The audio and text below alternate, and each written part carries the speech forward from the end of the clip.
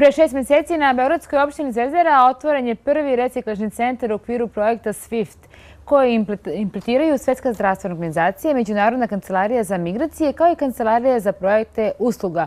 A gost emisije Srbija online je gospodin Milan Popović, predsjednik opštine Zvezdara, upravo predsjednik na čijoj teritoriji je otvoren ovaj prvi reciklažni centar. Dobar dan i dobrodošli. Dobar dan, izbolje. Evo, sad će 6 meseci, 10. decembra je otvoren taj prvi reciklažni centar u Mirjevu.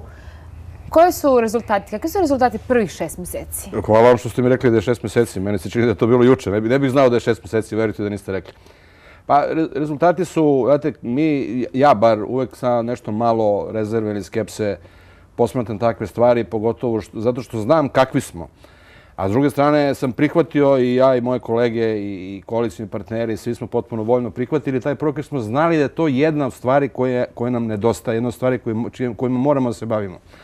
Ali sam bio oprezan kako će to izgleda. Evo sad je taj projekat stao na noge na takav način. On je predviđen da ide korak po korak. Znači nije predviđeno da prvog dana on bude, ne znam, neka velika firma, najbolja na svetu i tako da, nego korak po korak i da bude samoodrživa. Sada je ona potpuno samoodrživa. Šta to praktično znači? To praktično znači da ugovori ili broj, količina sekundarnih sirovina, vrednost sekundarnih sirovina koje se prikupljaju, a to znači broj ugovora koje reciklažni centar dvorište ima sa raznim firmama, nadam se da će imati sa vašom firmom, evo možemo sad odmah se dogovorimo, da je dovoljan za onaj broj ljudi koji u tom trenutku to uradi. Sad se to upravo dešava. I ne samo to da se dešava, nego paralelno sa tim. Šta upravo to znači? Evo kad bi bila naša firma Kalkulacija je vrlo jednostavna. Znači ulaz mora da bude veći od izlaza. Dobro. I sad se to dešava da oni kada prikupe dovoljnu količinu sekundarnih sirovina, koje se tamo prikupljaju, znate koje su tri vrste, prerade, prodaju, ostane para toliko da mogu da plate struju, vodu, sve one troškove, poreze državi i da plate ljudima koji rade. I da održavaju vozni park, videli ste sigurno po gradu one male kamiončiće koje to prikupljaju. To je to. Sa povećanjem broja oni koji sarađuju sa tom firmom, znači sa poslovnih partnera, se povećava broj oni koji ulaze u taj sistem, broj zadrugara, jer je formirano kao zadruga. Sem toga što sam rekao i što svi znaju da se prikupljaju sekundarne sirovine, radi se još jedna stvar. Nudi se paralelne usluge zajedno sa tim. Pa se time povećava broj ljudi koji će na kraju doći do 200.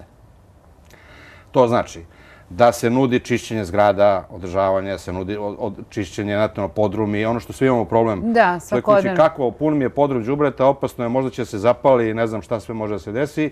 Nemam što ja da ostavim stvar, ne mogu da uđem unutra, prljavo je i koga da angažujem da to bude bezbedno, sigurno, da ne napravi štetu, da ne ukrade, da i tako dalje.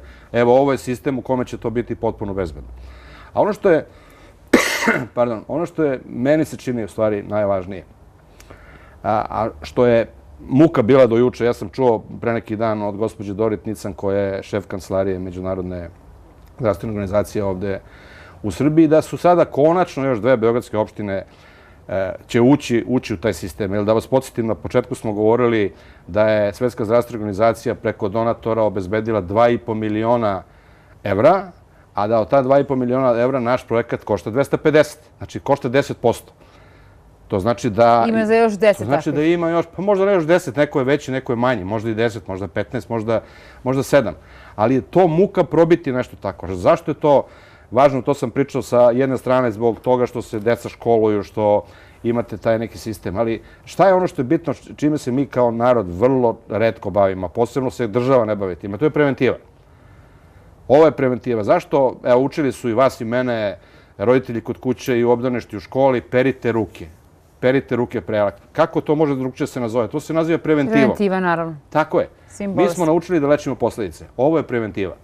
Kad te ljude koji rade tamo naučite redu, kad im date zdravstveno osiguranje, da imaju da ga sami plaćaju, pošto ono nije besplatno, neko mora da plati, kada nauče kako da se ponašaju sa tim sekundarnim sirovinama, kada njihova deca, to se sećate sam rekao, obavezno moraju da idu u školu da bi oni mogli da budu članovi zadruge, kada ta deca imaju zdravstveno osiguranje, kada se jednostavno vodi računa o njima.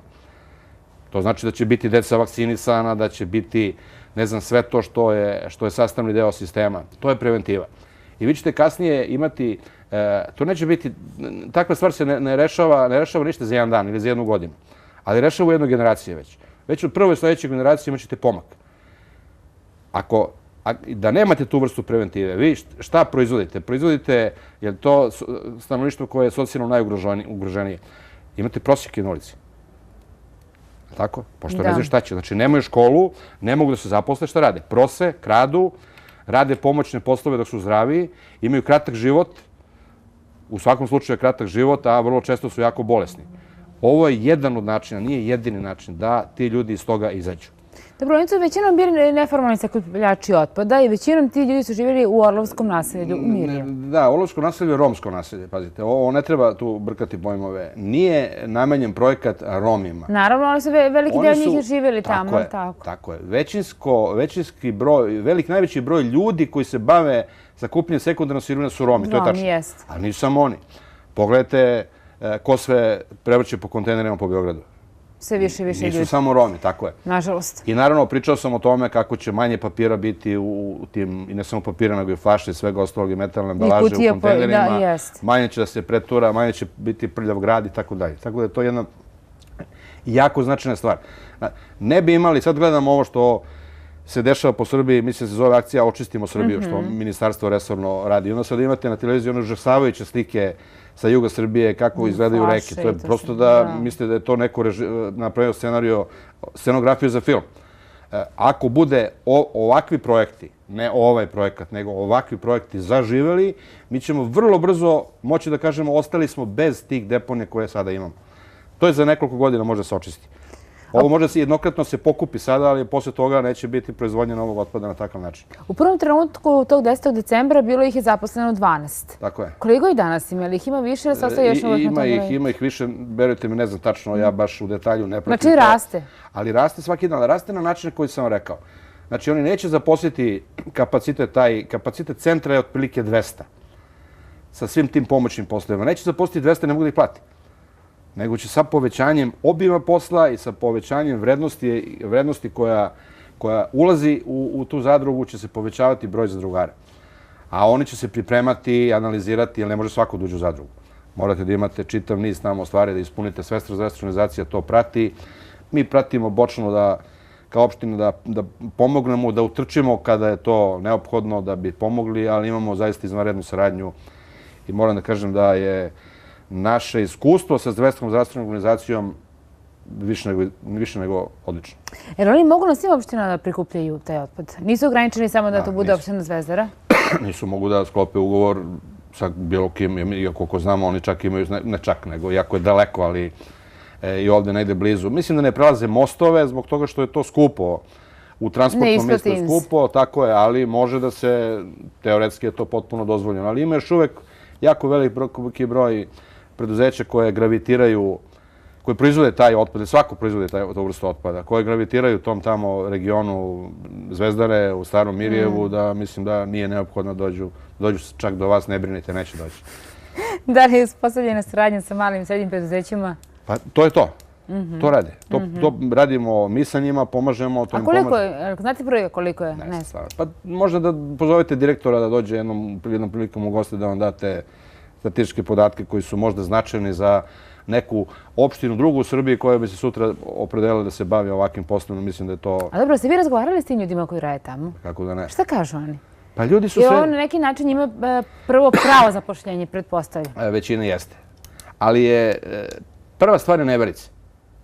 Kao što sam ja rekao na početku da ja baš ne mogu, ja sam verovao u tu ideju, ali nisam bio potpuno siguran da će to da uspe u Srbiji. Da zaživi, da. Tako je. Tako isto i oni. Oni su navikli da ih neko vara, da ih prevari, da mu kaže odradi, očisti, prinesi, donesi, ne znam šta se uradi, oni da ga najuru da ne plati. To su navikli.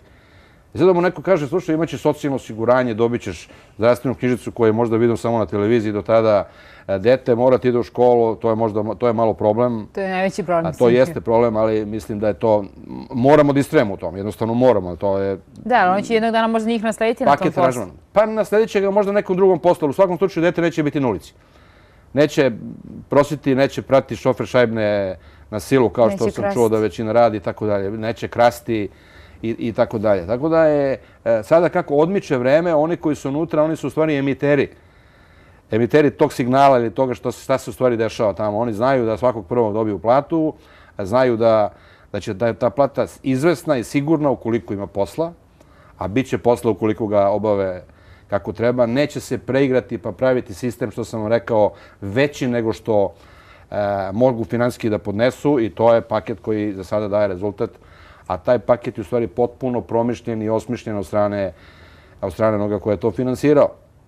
To je, znači, donator je, znate, Kraljevina Norveška, ali nekoliko organizacija Ujedinjenih nacija na čelu sa Svetskom zdravstvenom je to organizovala i nama ponudila.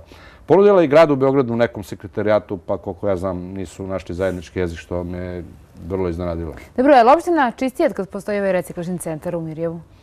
A to morate pitati građane Zvezdare, ja nisam objektivan. Pa dobro, šta kažu građani Zvezdare kad dođu kod vas? Pa da, ako mene lično pitate, ja ću vam reći... Sad ste nam vi u gostima, ne možemo njih. Da, pa ja sam stalno nezadovoljan. Vi ste mnogo skromni. Pa nisam skroman uopšte, samo sam stalno nezadovoljan. Znači, verujte mi, mnogi kažu da sam ja trebao da budem komunalni inspektor, a ne predsjednik opštine, pošto apsolutno vidim sve što se dešava, a loše. Tako da u tom smislu ja bih rekao nisam zadovoljan. Sigurno je bolje. Znači, definicija je takva u smislu organizacije posla da mora da bude bolje. Sad, da li je to vidljivo nama, građanima Zvezdare, ne verujem da je vidljivo u ovom trenutku, ali jeste sigurno je čistije. Pa prvo način na koji se to prikuplja sekundarna sirovina je sam po sebi govori o tom kvalitetu za koji vi pitate. Ali ima način da građani možda komuniciraju sa njima pa da im kažu, evo sad imam, ne znam, 5 džakova novina, imam 5 džakova limenki, pa da to oni odnesu, ali postoji taj mogućnost i način? Da, vidi se da niste obratili pažnju šta piše na kamionima. Na kamionima piše sajt i onda građanin piše telefon i građanin se obrati, nemojte me pitati koji je broj telefona, ne znam. Mislite da predsjedniče niste obratili pažnju na telefon? Pa ne znam telefon opštine da vam kažem, ne znam. To nije u redu. Ne proizvodim đubre zbog toga. I onda mogu da se jave, naravno, građani da naprave kontakt i za to, ali mogu da naprave kontakt i za održavanje zgrada. Ja znam da je to često problem u gradu. Za one koji nisu u nekom sistemu ili gradsko-stambenog ili u nekom privatnom sistemu, može to da se iskoristi za čišćenje i za sve ostalo održavanje. Ali sve to u korist za dobrobit vaših stanovnika na vašoj opštini? Tako je. Pa to nam je posao, zato primamo platu. Hvala vam puno što ste izdvojili vreme i što ste nam bili gosti emisije.